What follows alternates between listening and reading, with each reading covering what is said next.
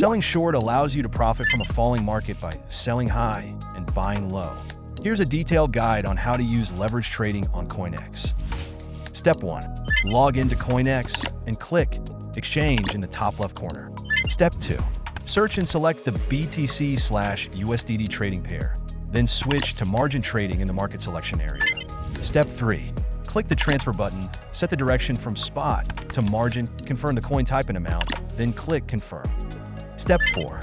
Click borrow, select BTC, enter the loan amount, and ensure auto renewal is enabled. Then click confirm. Step 5. Sell BTC in the BTC/USDT margin trading market to open a short position at a specific price. Step 6. When the BTC price drops, buy back BTC in the BTC/USDT margin trading market to repay the position. Step 7. Click Repay and switch to the Repay tab, select BTC and enter amount. Then click Confirm to complete the repayment. Step 8.